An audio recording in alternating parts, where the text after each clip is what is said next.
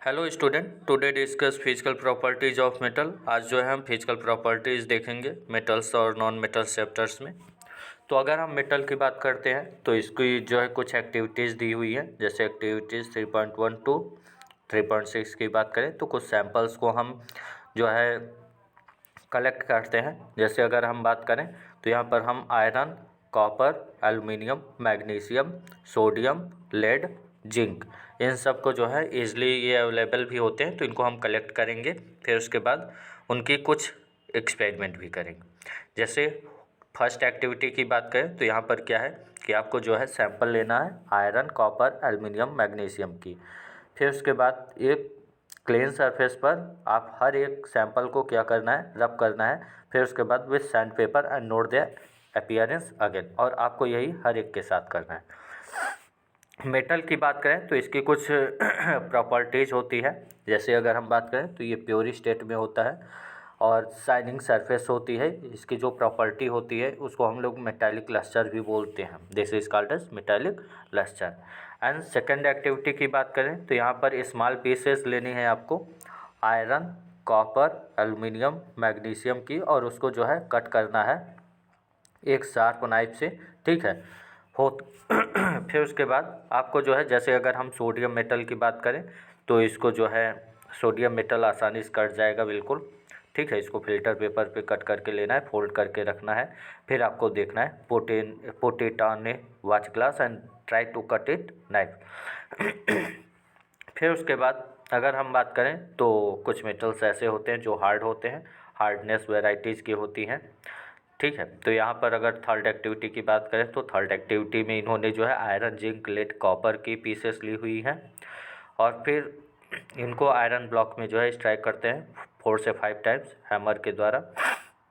फिर यही चीज़ जो है रिपीट करना है आपको और रिकॉर्ड करना है कि जो मेटल है उसका शेप कैसे चेंज हो रहा है।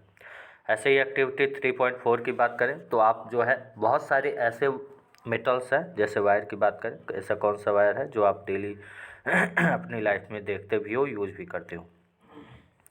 अगर हम मेटल की बात करें तो the ability of metal drawn into thin wires is called ductility. उसे हम क्या बोलते हैं, डक्टिलिटी बोलते हैं। अगर हम बात करें सॉरी अगर हम बात करें गोल्ड की तो gold is a most ductile metal. और अगर हम गोल्ड की वायर की बात करें तो 1 ग्राम गोल्ड जो होता है, अगर इसके लेंथ की बात करें तो यहाँ पर जो है इसको हम 2 किलोमीटर तक इसकी लंबाई बना सकते हैं। ऐसा इसलिए होता है क्योंकि ये जो है मैलिएबिलिटी और इसकी डक्टिलिटी जो होती है दोनों डिफरेंट शेप में हमारी नीड के अकॉर्डिंग हो जाती है।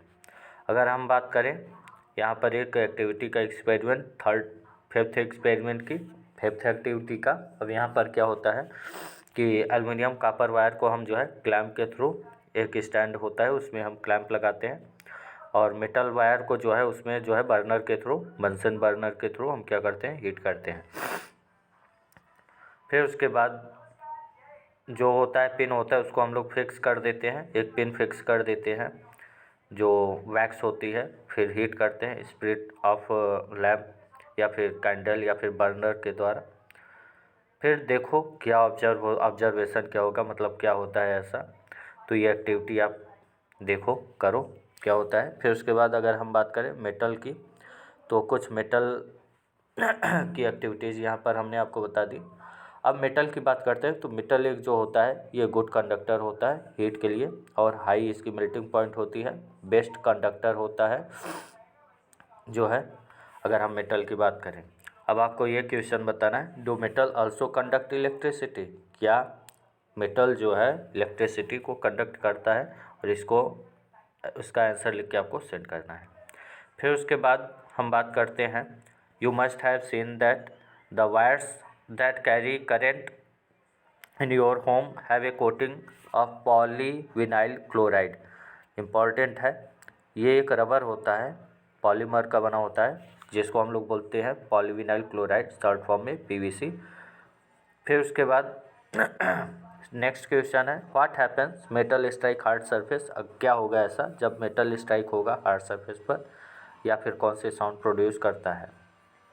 तो मेटल्स की अगर प्रॉपर्टीज़ की बात करें तो सिंपल सी बात है, मेटल जो होता है एक गुड कंडक्टर होता है इलेक्ट्रिसिटी के लिए। मोस्ट इम्पॉर्टेंट जो कैरेक्टर है इसका, मेटल क्या होता है, गुड कंडक्टर होता है किसी भी इलेक्ट्रिसिटी के लिए। नॉन मेटल की बात करें तो नॉन मेटल के एग्जांपल्स होते हैं carbon, sulphur, iodine, oxygen, hydrogen, और भी होते हैं। नॉन मेटल्स की हम बात करें तो जैसे अगर हम नॉन मेटल्स की बात करें तो नॉन मेटल आपका carbon, nitrogen, oxygen, phosphorus, sulphur, fluorine, chlorine, फिर उसके बाद bromine, iodine, helium, neon, argon, krypton, xenon, ये सभी आपके जो है नॉन मेटल्स कंपाउंड होते हैं। अब आपको यहाँ पर एक टेबल दिया हुआ है, ये टेबल आपको लिख के भेजना है ग्रुप में कि ऐसे एलिमेंट लीजिए और उसके सिंबल क्या होंगे, उसकी सरफेस क्या होगी, हार्डनेस क्या होगी, malleability, ductility, conduct electricity, sonority, ये सारी चीज़ें आपको लिख के भेजना है ग्रुप में। अगर हम बात करें मेटल की, ऑल मेटल्स एक्सेप्ट मरकरी।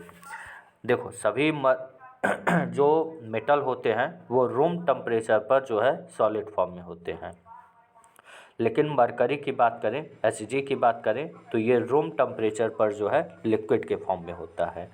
ठीक है। फिर उसके बाद नेक्स्ट पॉइंट है, जैसे अगर हम बात करें यहाँ पर you have observe that metals have high melting point but gallium and caesium, जो मेटल्स होते हैं उनकी मेल्टिंग पॉइंट हाई होती है, लेकिन जो गैलियम और सीजियम होते हैं ये भी तो आपका मेल्टिंग पॉइंट होते हैं, बट इनकी जो मेल्टिंग पॉइंट होती है वो लो होती है, वेरी लो मेल्टिंग पॉइंट। फिर उसके बाद टू मेटल्स ऐसे होते हैं जो आप अपने हाथ में भी रख सकते हो। अगर हम बात करें आयोडीन का, iodine is a non metal but it is a lustrous. Iodine एक नॉन मेटल होता है लेकिन ये कैसा होता है, लस्टरस होता है। कार्बन की बात करें तो कार्बन भी एक तरह का नॉन मेटल है और ये एग्जिस्ट होता है डिफरेंट फॉर्म में, और इसके कई एलोट्रॉप्स होते हैं। जैसे अगर हम बात करें तो एक ग्रेफाइट होता है, एक डायमंड होता है। Graphite and allotrope of carbon is the hardest natural substance, is known as very high melting point and boiling point. Graphite की बात करें तो ये भी एक एलोट्रॉप है कार्बन का, और ये जो है इलेक्ट्रिसिटी को क्या करता है, कंडक्ट करता है।